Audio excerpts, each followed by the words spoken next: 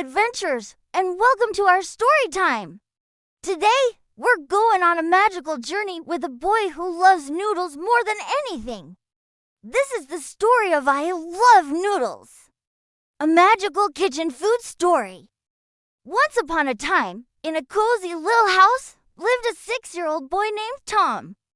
Tom had bright, curious eyes and a smile that could light up a room. But what Tom loved most in the whole wide world was noodles. Long noodles, curly noodles, soupy noodles, fried noodles, he loved them all. More noodles, please, was his favorite thing to say. One rainy afternoon, Tom was feeling a little bit bored.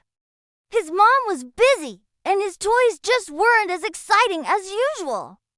He wandered into the kitchen, where a big pot of water was just starting to bubble on the stove, getting ready for noodle time. As he watched the steam dance and swirl, something incredible happened. The steam twisted and turned, forming a shimmering, wobbly doorway right in front of him. It smelled wonderfully of warm dough and savory broth. Tom, being a brave and curious boy, couldn't resist. He took a deep breath and stepped through the misty portal. Whoosh! He tumbled and slid down a long, slippery slide that felt just like a giant spaghetti noodle. He landed softly in a world unlike any he had ever seen. The sky was a warm, golden broth, and fluffy, white clouds looked just like steamed dumplings. The ground beneath his feet was a bouncy carpet of ramen noodles, and the trees had leaves made of flat, green pasta. In the distance, a magnificent castle sparkled, built entirely from blocks of golden, fried noodles. This was Noodle Land! As Tom stared in awe, a tiny, round figure bounced towards him. It had two little black sesame seed eyes and a cheerful smile. "Welcome, welcome," it chirped. "I'm Ravi, a ravioli. And you must be well, you're not a noodle." Tom giggled. "I'm Tom. And I love noodles." Ravi's smile widened. "Then you've come to the right place. This is Noodle Land, ruled by the great and wise Noodle King. But I'm afraid we have a bit of a problem right now." Ravi's cheerful face drooped a little. "Our kingdom's heart, the Great Noodle Falls, has stopped flowing." Ravi explained that the Great Noodle Falls was the source of all the noodles in Noodle Land. It was a magical waterfall that flowed with endless strands of perfect noodles. But now it was just a slow, sad trickle. The Noodle King was very worried, and the whole kingdom was losing its bouncy, happy energy. "I can help," Tom declared. He was a great problem solver, and he couldn't imagine a world without noodles. Ravi bounced with excitement and led Tom through the city of Pastapolis towards the shimmering fried noodle castle. The streets were usually bustling with happy pasta people, spinning fusilli, marching macaroni, and whirling spaghetti. But today, they all looked droopy and sad. They arrived at the throne room, where the Noodle King sat on his majestic lasagna throne. He had a long, flowing beard made of angel hair pasta and wore a crown shaped like a wonton. "Your Majesty," Ravi announced, "this is Tom. He loves noodles and wants to help." The Noodle King looked down at Tom with weary eyes. "Young man," he said, his voice a low rumble, "the Great Noodle Falls has been blocked. A grumpy, giant meatball has rolled into the river that feeds the falls, and it refuses to move. Without the flow of the broth river, the falls cannot create our noodles.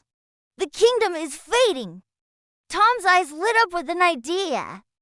"A grumpy meatball? Maybe he's not grumpy. Maybe he's just lonely." The Noodle King stroked his pasta beard, intrigued. "Lonely? We've only ever shouted at it to move." "Let me try talking to him," Tom said bravely. The king agreed, and with Ravi by his side, Tom set off on his quest to the Broth River. They followed the riverbed, which was now just a shallow stream, until they saw it, a gigantic meatball, bigger than Tom's house, sitting right in the middle of the river, blocking the flow. It had a frowny face and let out a grumbly sigh every few minutes. Tom walked right up to the edge of the river. He didn't shout. Instead, he called out in a friendly voice, "Hello there. My name is Tom. It looks like you're having a tough day." The giant meatball, whose name was Bartholomew, grumbled, "Go away. Leave me alone.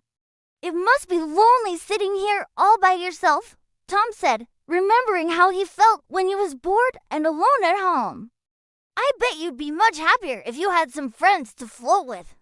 Bartholomew the meatball stopped grumbling. He had never thought of it that way. "Friends?" He rumbled, a bit softer this time. "Yes." "Look over there," Tom said, pointing to a group of smaller, cheerful-looking meatballs that were bouncing on the riverbank, too scared to go near the grumpy giant. They looked like they'd love to play. And Tom had another brilliant idea. He remembered the delicious sauce his mom always served with meatballs and spaghetti. And you know what's even better than floating alone?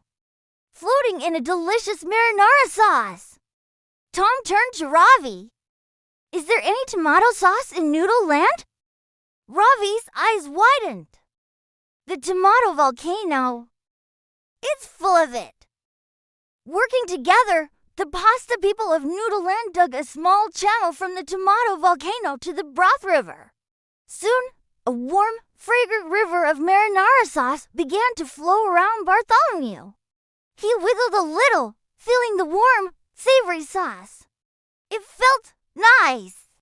The smaller meatballs, smelling the delicious sauce, jumped into the river and began to float happily around him.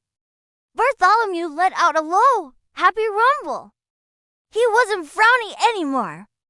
With a gentle nudge, he rolled to the side of the river, letting the clear, golden broth flow freely once again. He had found his place, surrounded by new friends in a river of tasty sauce. Suddenly, a mighty roar echoed through the land. The great Noodle Falls burst back to life, more powerful than ever. A magnificent waterfall of spaghetti, ramen, macaroni, and fusilli cascaded down into the valley, filling the air with a joyful, bouncy energy. Everyone in Noodle Land cheered. The pasta people danced and twirled. The dumpling clouds bounced in the sky, and the whole kingdom was filled with happiness again. They returned to the castle, where the Noodle King threw the biggest noodle party ever. There were fountains of cheese sauce and mountains of grated parmesan. The king placed a special, small wooden crown on Tom's head. "Tom, you have saved our kingdom," the king declared. "You showed us that kindness and understanding are the most powerful ingredients of all. You are forever a hero of Noodle Land." Tom celebrated and slurped down a big bowl of the most delicious spaghetti he had ever tasted. But soon, he started to feel a gentle tug. The shimmering steam doorway was reappearing. It was time to go home.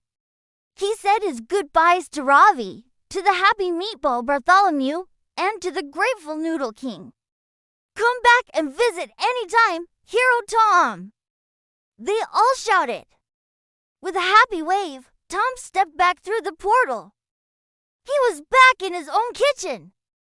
The pot on the stove was bubbling away, and his mom called from the other room, "Tom, the noodles are almost ready." Tom smiled a huge, secret smile. From that day on, every time he ate a bowl of noodles, he remembered his incredible adventure in Noodle Land.